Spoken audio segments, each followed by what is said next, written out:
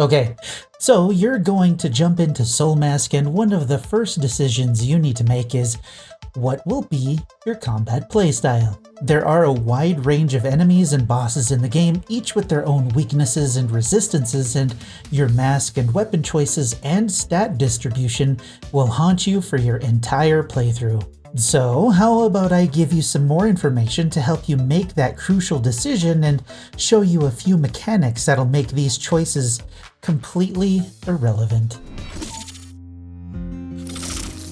First, let's talk about what each stat does in order of impact. Agility increases the damage of the most weapons in the game, gives you the widest range of damage types as a result, and increases the attack speed of all of your melee weapons. It affects spears, one-handed blades, dual blades, and gauntlets, which gives you access to pierce, slash, and blunt damage types. Strength increases your carrying capacity by 2 units for each 1 point of strength.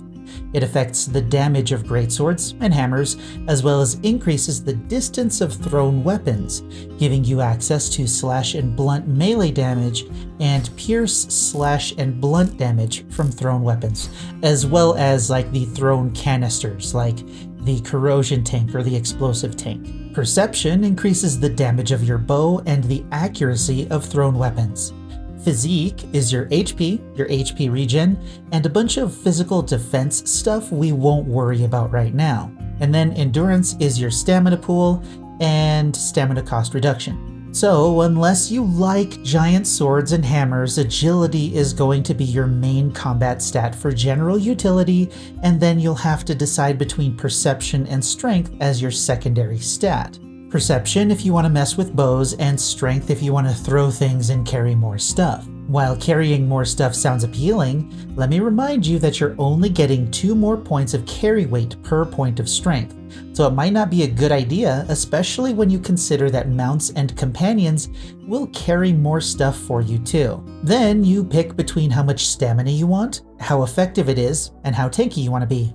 I think these stats can be kind of interchangeable, but I would personally give more weight to stamina. This is because your gear gives you HP and you can further buff it with food choices, and then the defenses can also be boosted with medicine, mods, and foods also. I'm talking about things like cold weather and radiation in the later stages of the game. So with all of that in mind, you're going to pick your mask that falls in line with your planned starting build.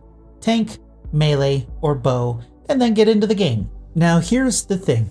During your adventure, you're going to find and unlock new masks with different traits and abilities that might change how you play the game. To make that shift in playstyles easier, there's a respec potion that you can unlock which will allow you to reallocate your stat points. This will allow you to change things on a whim depending on which biome you're going into or which enemy you'll be facing. And while that sounds great, that's not what makes your build choices irrelevant. Controlling your tribesmen does. Take a look at this. Some tribesmen can have multiple skills at the cap of 120.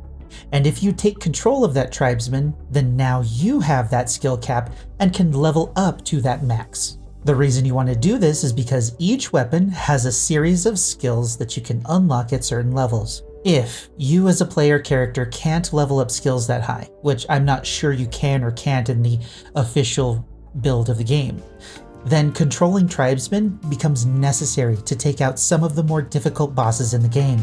In addition to these high skill caps, the tribesmen come with random perks that are both good and bad, and if you get a great combination of perks that makes you a beast in combat, then you'll absolutely want to control them to do the higher level content. Now here's another thing. If you're worried about the negative perks, as you control and level up your tribesmen, sometimes it will give you an alert that through hard work, you overcame one trait and developed a new one. This basically swaps a negative perk and replaces it with a good one. They are random, so there's no telling what you'll get, but losing those negative perks will always be a net positive.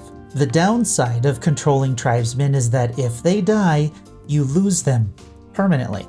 However, there is a device that I haven't unlocked yet that will remember the base spirit, I guess, of the tribesmen, allowing you to resurrect them.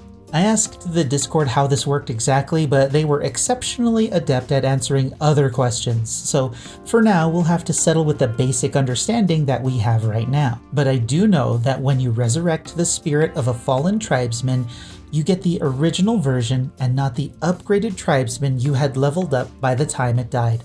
So don't die and you won't have to worry about re-leveling your tribesman. Either way, this is where the core of the game is. Not your main character, but the tribesmen you find and recruit into your tribe during your playthrough. In the demo, I spent a few hours hunting tribesmen with perfect skill caps, and I found a spear and bow user that I used to take out the saber-toothed tiger on my first try. And then it died when I went into a higher level dungeon. By the time you see this, I'll have a list of tribesmen goals to look for in order to have the perfect efficiency for my base, and if it turns out to work well enough, I'll share it with you later. I'm not sure how I feel about this control system with our main character just being a generic and powerless dude, but in the grand scheme of the game, having the right members in your tribe will make or break any group-based game in a similar way. This is where the minigame of finding the perfect NPC with the perfect perks begins. But before you bother wasting a lot of time finding these characters, you'll want to have that device that will save your tribesmen first. So do your best and fight through the dungeon to get that device, and then start using your dudes to do the fights. Now, since agility is the king of the stats, let me explain my current build. Because the bow sucks, I wanted to use it and see if I could make it work. Agility is my second stat, and for a while I used the dual swords by themselves. Until I noticed some numbers on the gauntlets: assassination and execution. Execution moves are the special moves you can use when the enemy is stunned, and assassination moves are what you use when you sneak up on an enemy. Well, if you compare the numbers on the gauntlets to the dual swords, you can see that there is a massive difference. So what I do now is I'll attack at a distance with my bow to pull enemies in groups safely. Block, dodge, and parry attacks with the dual swords when they close distance, and if they get stunned, I'll quick swap to the gauntlets and hit them with the execution. If they survive, when they get up, they're kinda stuck in place, so I'll just pound their faces into the ground with the gauntlet flurry attack. If they manage to survive even that, the NPCs will usually back up to try and bandage, so I swap back to the dual blades and do the forward spinning slash attack to catch them off guard and usually finish them off. It's been very effective, and I can't imagine how powerful the combination will be when I find a tribesman with 120 in both dual blades and gauntlets. Also, on a side note, on the bows and poison, if you continually hit your target, the poison stack timer resets and the damage increases. I don't know how high it can stack, but if you use the bow skill that shoots 3 arrows simultaneously, you'll automatically get 3 stacks of poison and do 3 times the damage you would in a single shot, because technically you're hitting the enemy with 3 arrows. The ability does take up 3 arrows, but you're tripling your bow DPS, which is great for starting fights or finishing them before they start. So far, it's been a really effective strategy overall, if not a little too simplistic, but oh well. I hope this video helped you decide on your build, but be sure to let me know what you think in the comments below. Anyway, that's all I have for you today. You're welcome.